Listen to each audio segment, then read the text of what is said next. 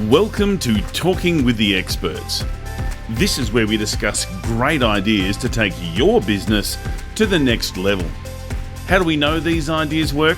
Well, it's because we're talking with business owners who are using these ideas. Business owners who have years of experience and expertise. All things business by business owners for business owners. And now, here is your host, Rose Davidson. Hi, I'm Rose Davidson from Talking with the Experts. I'd like to take this opportunity to thank Global Glamping Charities for their valued support. Global Glamping Charities, solving homelessness in all its forms. Reach out to them at globalglamping.org. Talking with the Experts.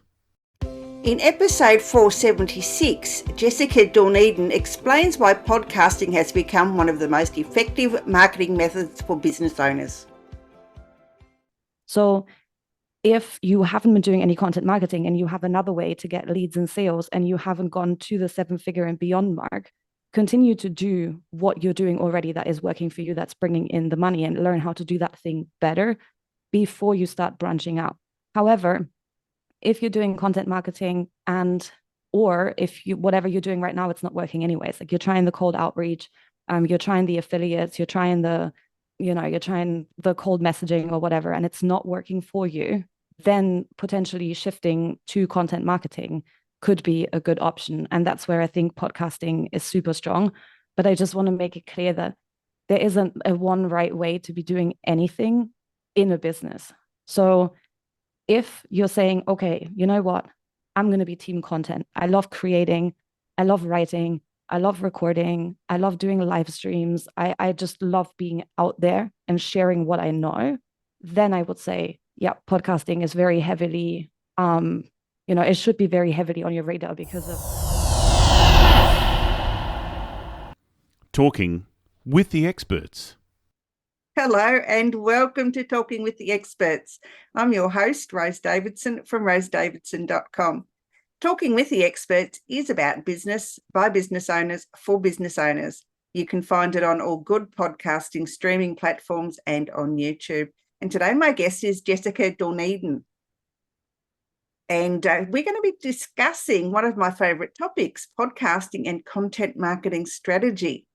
Now, as we know, podcasting has become one of the most effective marketing methods for business owners.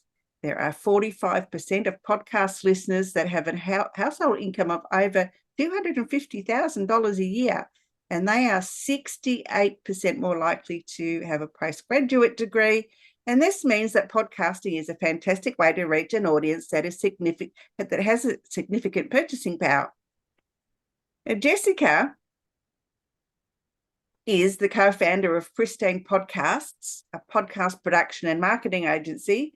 She has expertise in marketing, business, and podcasting, and has achieved notable success in her career, from starting as a virtual assistant to becoming the chief marketing officer of a multi-7-figure coaching company. Jessica's personal struggle with ADHD and traditional work environments has inspired her to create a life and business that works for her and is passionate about helping others to do the same. Jessica, it's my very great pleasure to welcome you today. Thank you so much for joining me. Thank you for having me. I love podcasting and marketing, and the more I can share about it, the better. Yeah, I love podcasting. I'm not so good on the marketing, so hopefully I'll get some tips from you. Well, it's a long, I think that's what people forget, right? It's a long-term thing to be doing, and success comes with doing this consistently for a very long period of time. So it's not something that brings overnight success ever. Absolutely not, no. And anyone who thinks that there are exceptional circumstances. However, anyone who thinks they're going to have 1 million followers in a month, please think again, because it's just not the way it is. There are exceptional circumstances, I must admit, but they are very few and far between. And I think those exceptional circumstances, like sometimes we look at a person's podcast in isolation, but it's not really about that. Like so many people, when they start their podcast, they actually are porting a pretty large audience that they have already built over years and years and years of running their business. And they're bringing those people to their podcast. So they're starting out with very large download numbers because they have already put the effort in before that for years. And then they do a really good job at taking as many of those people from their email list, from social, over to their podcast. But it isn't, something that just happens overnight. And I think it's a bit misleading when you just look at it from a numbers perspective, because you don't know the person's background. You don't know the effort that they've been putting in to build that audience. So yeah, I think that's like a key thing to note, that it doesn't happen overnight. No, and I had my podcast, this is my fourth year, fourth season, put it that way, been going since 2020. And, my numbers are, still relatively low, although I'm ranking quite well. But I started with nothing. I had no email list. I had no following other than the people on Facebook.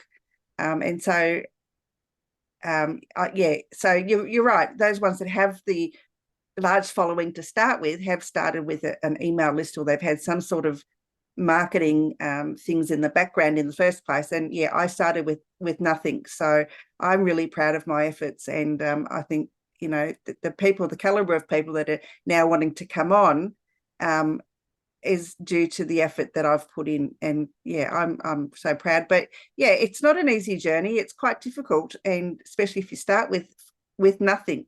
And so, you need to learn how to market it correctly. And Jessica, you're just the person to tell us how we can do that. Yeah, sure. So I want to talk a little bit about marketing in general first, because I feel that particularly when you're a little bit newer in business, you're sort of getting pulled into all directions, right? Like you're going online, you're getting started maybe as a service provider, or as a coach or consultant that's come from a different background. And then you meet a lot of people online, and then there's a lot of advice around what you should be doing, right? So it's like, oh, you have to have this, you have to have that, you have to do video, you have to do content, you have to do this. But we then get into the state where we're so busy with all of the things that we've been told that we have to do, that actually we're just going from one thing that needs to get done to the next without there being very much strategy behind it. And I am not in the boat where I'm like, it's like the guru mentality of you have to have a podcast or else. I'm in the camp of, no, you don't have to have a podcast. You can have a podcast if you want to, but you don't have to be doing that. We have to understand that when you're doing marketing, the aim is to get leads and sales or clients, whatever you want to call it, for a business. That is the reason to do marketing. Now, I think what gets a little bit lost is that there's other ways to get leads and clients, right? You could go from day one for paid advertising. You can go for just building an affiliate and a referral network and having clients come to you that way. You can just do such a good service that word of mouth sells your service. Or you can go down the option of doing content marketing, and that's what podcasting realistically is. Now, not everyone needs to be doing that. If you're choosing, hey, I'm going to go the cold email, cold call, cold DM route, and I successfully get clients like that, then continue to do cold outreach because you have figured out a strategy that works for you. Or if you have a super strong affiliate and referral network, then continue down the strategy that actually is working for you and is bringing you clients, and do that until you can generate clients consistently. However, if you're posting on social media, if you're blogging, you are already in the space of content marketing. And that is when adding a podcast makes sense, because you've chosen content marketing as the route to take to get leads and clients for a business. So if you haven't been doing any content marketing and you have another way to get leads and sales, and you haven't gone to the 7-figure and beyond mark, continue to do what you're doing already that is working for you, that's bringing in the money, and learn how to do that thing better before you start branching out. However, if you're doing content marketing or if whatever you're doing right now, it's not working anyways, like you're trying the cold outreach, you're trying the affiliates, you're trying the you're trying the cold messaging or whatever, and it's not working for you, then potentially shifting to content marketing could be a good option. And that's where I think podcasting is super strong. But I just want to make it clear that there isn't a one right way to be doing anything in a business. So if you're saying, okay, you know what, I'm going to be team content. I love creating, I love writing, I love recording, I love doing live streams. I just love being out there and sharing what I know. Then I would say, yeah, podcasting is very heavily, it should be very heavily on your radar because of how it's growing and because of how it works as a medium. And it's not, I know TikTok is rising. I know YouTube Shorts are rising. I know, Reels are still going on.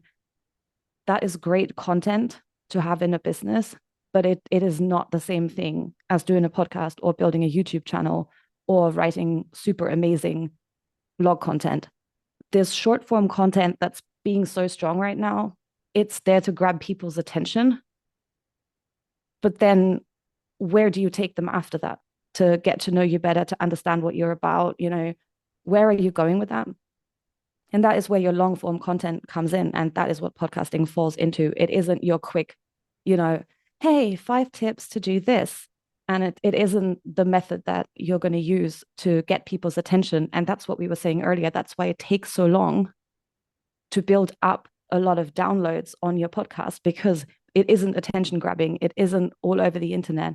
It isn't the thing that brings to you, hundreds of thousands of new people that are throwing eyeballs on your stuff. But it is the thing that allows you to grab those people whose attention you caught and then bring them over into your sphere and get them deeper and deeper involved with the work that you're doing. And that is where podcasting falls into your general marketing. So you're still going to be on social media because you need to get attention from somewhere. You need to get eyeballs and ears on your stuff. But then you can use podcasting to help them, to deepen their understanding of their problems, potential solutions out there. You can present your work. You can do interviews with your clients. You can present case studies. Like, there's so many ways in which you can use a podcast that is absolutely worth it, but only if you're doing it the right way. So I guess there are lots of bits and pieces to, putting a podcast together. As a marketing strategy, what are the things that should be included in the, in the stream itself? So when you're thinking about doing a podcast, so you've said, okay, I'm team content marketing, I'm going to go all in. You are going to be committed to going all in on it in the first place, because that takes effort. And just for the number of episodes that you've been able to put out and how consistently you've done it, that is a huge achievement in itself, because it takes that commitment, it takes that effort. You have to show up and you have to put out the content. So if you decided, hey, I'm going to do that, there's really just one question that I encourage people to look at. And that question is, how big is your audience? Because that's going to determine the next step. So if you have a sizable email list, if you have a sizable social media following, then you're going to want to put a lot of careful planning into that podcast launch, right? But if you're new online, or, I have a lot of introverted clients that don't like to go out there, and they don't like to build a big audience, and they don't like to shout about how amazing they are. There's no point when you're in that camp where, you have the 1,000, 2,000 people on your Instagram, and, you have a little email list, and they're very engaged and they buy your things. There's no point to overthink putting out a podcast, because you're just going to literally delay your progress. And some of our clients, they've literally thought about doing a podcast for like as long as 2 years. Imagine how much content you could have already put out in the 2 years if you were just gone for it, instead of thinking, I'm not good enough, I don't know enough yet, I don't, who's going to listen to it, and all those things that we'd like to tell ourselves. So in those 2 years, even if you didn't know anything about podcasting, by the end of those 2 years, you'd be really good at it already. So that's the first thing. So if you don't have a huge audience, you can literally put out everything that you need in the space of 1 week. I mean, we do podcasts in a weekend where we do like implementation. So we do it over 2 days. We literally just go through all the things that you need to put together, accountability on a timer. You have 45 minutes to go and put this together. We'll see you again on Zoom in 45 minutes. Here is what you need to pay attention to. Go and do it. So I think the most important thing you need to have in place is that you have to know your clients, because if you don't know who you're talking to, the episodes that you produce and the messaging is completely off and it doesn't resonate with anyone. So that's like the most important homework. Then I encourage everyone to write down a list of 100 episodes, particularly if you're not doing interviews, but you're doing solo podcasts. Write down ideas for 100 episodes. And if you write 15 and you can't think of anything else that you'd want to say, you need to go back to the ideal client, because it tells me that you don't understand enough about what is their pain, what problems do they actually have in their life, what are potential solutions, how does your solution compare to those of all the other people out there that are basically doing similar things to you, and what proof do you have that you know how to do that stuff? Is there people that you can interview? So I found that a lot, that people that want to start the podcast have kind of gone onto the hype of like, everyone has one, I have to have one. But then when they start thinking about what would I even say, they don't have enough ideas. And usually it's down to that lack of connection with the person that you're speaking to. Because if you know them really well, I don't know, you have so many interactions with them that every interaction you have, you're like, right, this has got a podcast episode in it. So that's kind of the two most important background things that I encourage people to think about. How are you going to launch? Who is this for? And then try and write down the 100 episode list. And then it's literally just a case of going through the details that you need. You need a name for it. You need to write a description. You need to make some artwork that's going to be displayed, in the podcast apps. And then, your trailer, your podcast host. But those are all, they're the things people are scared of, the technical details. But actually, once you've done it once, you realize just how simple the entire process is, and that it's absolutely nothing to be scared of, and that the hard work was in the targeting, the client, the messaging, and the content, because that has to be good. Otherwise, you just make episodes every single week, but it isn't resonating with anyone. Yeah, I get that. I tried to do solo podcasts some years ago, but they're actually live streams. They weren't really a podcast. And I found it really challenging. I would rather interview people because I can have a conversation with them, where it's a bit hard having a conversation with yourself. Well, I always say, but whenever you hear me talking to myself in the house, please don't interrupt. Like, we're having a team meeting here. Like, That's it. Yeah, to discuss I so love that meme. I think it's wonderful. But yeah, so and I agree with the strategy that you've got to have your target market. Obviously, even if you're going to interview people, you still have to have an idea who you want to listen to your podcast. Mine's about business. I want business owners to listen, because the people that I have on are business owners, and they're sharing their insights and knowledge and expertise to hopefully help another business owner become better. That's the idea of this podcast. So, and it's working.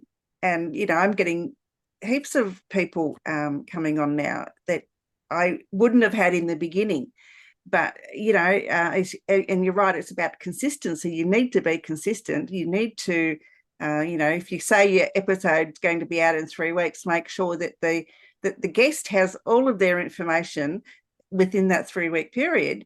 Otherwise, they're not going to give you a good review. They're not going to refer you on to anybody, because you don't keep your word. It's really important to do what you say you're going to do and stick to it. And yeah, consistency, as you said, is absolute key. If you are going to have a weekly podcast on a Friday, make sure you're there every week on a Friday at whatever time you've chosen, because you'll build your audience that way. And if you don't turn up, people won't come back if you've missed one episode, unless there's some extenuating circumstance, of course, where you can't. Yeah, I think we have to remember that this space is just going to keep growing, right? And there's going to be a few things that really, really matter from the beginning. One of them is that the output that you have to produce has to be good enough so that people want to listen, right? So there's a few things that matter. I just opened a podcast yesterday that somebody recommended to me. And I opened it, and it was a person that talks about getting featured in like big media. So this is a media person, premium branding. So I was excited to open the podcast because I was like, oh, this looks like something that, could provide value to people who are maybe not in their first year of business, but who've been doing this for a while and who've got the basics covered, but they want to grow further, So I open it, I listened to it, and it was awful. It was like the intro was super loud. And then the person came on and the volume dropped so low that I basically had to max out the volume on my phone. And then an ad came on and sort of nearly popped my ears at that point. And then they'd use some sort of, I don't know if it was Descript or some other software that's like AI editing, but the beginning of every sentence where a cut was made was like cut off. And then I listened to that and I thought, okay, you've used the cheapest headset to record. You've tried to do it as quickly as possible, which when you are first starting is great, but you have to keep an eye on what your brand looks like and what's the sort of end product that you've put out there for me to connect with your brand. So I'm like, okay, if you're going to start, commit to a certain amount of quality and commit to consistency, because as more and more people get into the game, the minimum that we can do is make sure that this is a pleasant listening experience, basically from start through to finish. It represents our brand publicly well enough so that we'd be like, okay, if this was the only impression that somebody had of my business, they would be, it would be a positive impression. And then making sure that people are actually consistent, because I'm going to be honest, there might be a gazillion podcasts out there, but the majority of them don't make it past 10 or 12 episodes.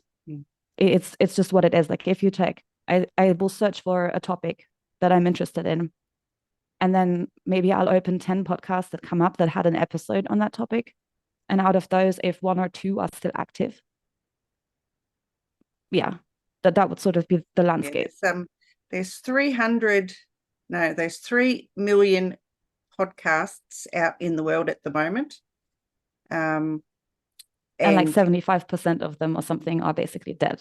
Yeah, pretty much. Yeah. And so there's like 600 million blogs out in the world at the moment. So, compare that to podcasting. Podcasting has a long way to catch up. And, honestly, there's such a scope to become a podcaster and share your knowledge and expertise. I think to me, in my mind, I mean, you're right, it is content marketing, but I think I think businesses should have one if they've got something to share and they can do it on a consistent basis. Yeah, it doesn't compare quite to blogging. You see, you can kind of combine the both worlds, and that's why I love it. So when you're doing a podcast, or let me backtrack, you have 3 options really: blogging, podcast, YouTube, for long form content that connects with people. Those are like your main options. Now, if you do YouTube, you're going to have to show up on video. That's not everyone's thing. Not everyone. The lighting, but it. And again, if you're putting something out, it needs to represent your brand and who you are.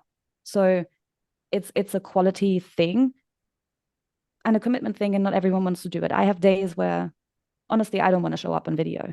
Like I'm not feeling fresh. I don't want to go and like, put a face on and do all the things. Like I'm just not in that state of the mind, not in that time of the month where I want to be showing up on video. It really impacts my consistency. So for me, YouTube is out. Blogging is great for search, but the thing is, you are not making an emotional connection with the person that wrote the blog post, right? You're reading it. It was very informative. You might read another one. You will have them in your mind, but you don't know anything about the person that's written that blog post. You don't know how they speak, how enthusiastic they are, how much they know. And voice tells us like so much more about the person that we're speaking to. And when it comes to podcasting, you can combine it with blogging. You can have all the keywords that you've researched for SEO, have them in a spreadsheet, and then make podcast episodes around that topic, and then make sure that you write a decently long blog post to go under the podcast episode. So you're getting the benefits of SEO, you're getting the benefits of blogging.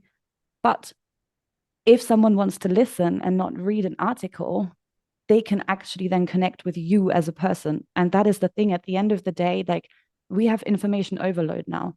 We have any information we want soon. Like, as soon as AI tools connected permanently to the internet, getting information is going to take like 0.3 of a second. But people don't consume your content because of the information. It is because they're going to get more from you. They're going to get encouragement. They're going to get motivation. They're going to get perspective. They're going to get creativity. So that doesn't deliver the same way in a blog post as it does in a podcast episode. And people will literally get almost attached to you because they listen to your podcast all day, every day. They take you everywhere. They take you to the shower. They take you to the toilet. They take you on the train to work. They put you on in the car. You become like a part of a person's life for the time that they're listening to the podcast. And a blog post, it just doesn't do the same thing. And I feel like even YouTube, because you always have to have the app open, and then there's other videos, and then there's ads every few seconds, like, it's nonstop. And there's so much to get distracted by on YouTube. I'm watching one video, and before I know it, oh yeah, there was a cute cat video. Now I'm watching a cute cat video. So it's not really the same level of connection that you get from a podcast. No. And it's like supercharged blogging. Going back to your previous comments about, how the quality of the audio has to be really good. People will forgive you your video content, but they will certainly never forgive you for bad sound content at all. Don't even think about it. I know my first few episodes, probably my first 10, I didn't realize the audio was so bad. It was just absolutely terrible. And you can't do, if you're a solo podcaster, yes, then you can, do it all over again. That's fine. But if you're interviewing people, you can't just ring up or email and say, oh, can we just do that interview again because the audio was bad? So it's in some episodes, the audio has been bad on the guest side of the video, and and I've had to manipulate the sound just so I can hear what they're saying. And if there's a freeze in the video, people don't mind, but if there's a freeze in the sound's crackly, no one's going to listen to you. They'll listen to one episode. They might give you a second chance, but very rarely. Yeah. And there's normal things that you just can't control, and it happens. But there's some basic things. Like I always say, now getting a decent-ish mic that's meant to be recording voice doesn't cost all that much money anymore. Like $70 to $100 you have in a super quality item that is going to sort you out. Then setting up your space in a way that you can record without any major issues also doesn't cost very much. Worst case, if you're in the US, built-in closets are like the way to go. Honestly, it gets a bit hot in summer, but you have the best recording environment. That's something that you can do. And then the better you are at recording and the more things that you put in place at the beginning to make sure that you have a good recording, the less editing you have to do.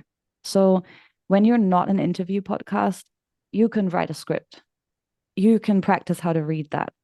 And that will make sure that you make way, way, way less mistakes with it, and then you don't have to edit so much of it. And if your mic quality is good, your environment's good, and you've got a script, then you don't need to mess with learning so much about editing because you have a solid product to start with. And then you might even be able to ship that minus chopping the odd bad sentence out of it. But it's in the preparation that you can save yourself all of this time, and then you can do it quite efficiently. Or like, if you can't, then get help. It's just, in the beginning, it doesn't really matter that much. Like your first 10 episodes, like you're practicing. And honestly, no one's probably going to be listening intently. And if you're in the swing of things and you're saying, I'm going to continue to do that every single week for the next 2 years, it is worthwhile to do that. It is worthwhile to invest, because it will get you so many more opportunities. You know, you might get invited to speak in other places. You know, we've had clients that have been invited to speak at conferences because of their podcast. You're networking with other people. So if you're getting bigger guests on the show and they're sharing your episode, it's got to be decent, because otherwise they don't want to share it to their people because, hey, my own stuff is better quality than this thing that I did a guest on. Why would I share that? So it's all connected, and it's a long-term thing. So investing a little bit is definitely worth it. And Absolutely. yeah. Absolutely. Jessica, you have something to share with the audience today, a toolkit. Would you like to describe what that is and where people can find it? Sure. So I've put together a toolkit with everything inside it for anyone that wants to actually start the podcast. It's literally a guide completely, like it takes you from planning through every single stage that you need to have planned out before you start the podcast. So what we talked about with audience, what we talked about with the purpose of your podcast, the why you're doing it, the goals that you want to have. So kind of the important planning parts. And then it takes you step by step through the actual setup process. I have literally included all of the spreadsheets that we're using. I have Canva, artwork, templates inside the toolkit, and everything literally in one place. So you just take that toolkit, you work through it page by page, and by the end of it, you have a podcast. And if you don't have a major audience, you can literally do that in one single weekend. It doesn't take anything more than that. And the toolkit's available at pristinepodcast.com/toolkit, and it's $27. So yeah, pretty no-brainer for having everything.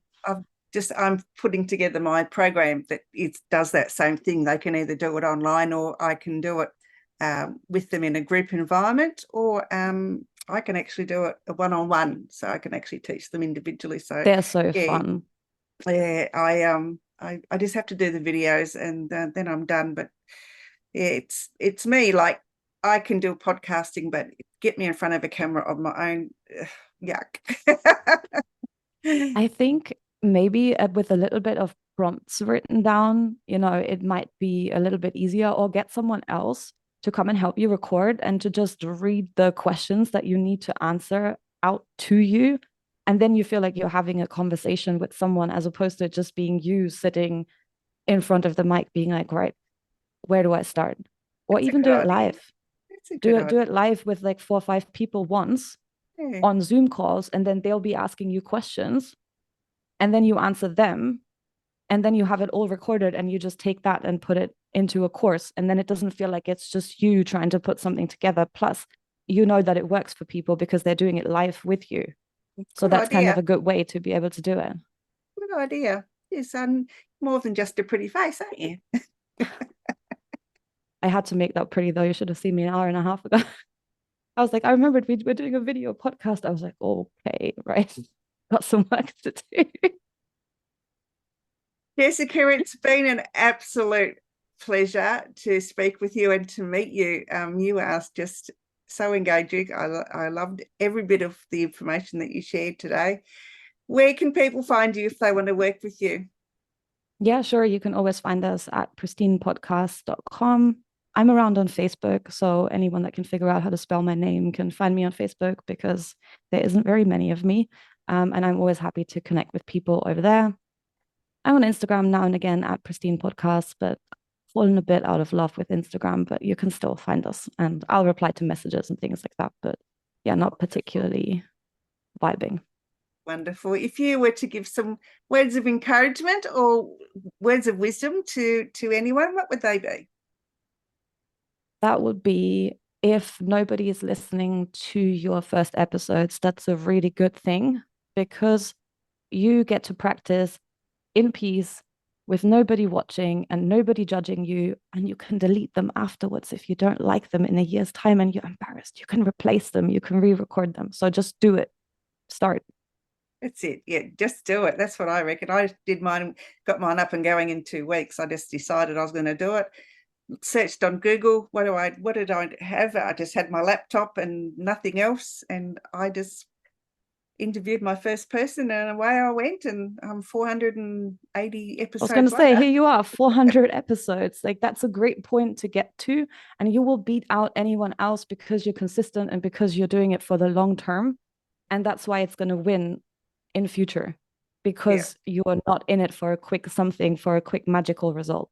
No, and that's if anyone's looking for a quick fix, a quick result, don't bother, because unless you, as you said before, unless you've got a huge email list and then you can put your episodes out to, you're not going to start off with a huge audience. So Jessica, thank you so much for your time. I've had an absolute ball talking with you, and I hope you'll come on again later on in the year. Yep. Thank you for having me. It's always fun talking about podcasting. Okay. Bye-bye for now. Bye. You've been listening to Talking with the Experts, hosted by Rose Davidson. Make sure you have a look at our back catalogue over at talkingwiththeexperts.com, and be sure to subscribe to our podcast so you don't miss out on any episode. We look forward to your company next time.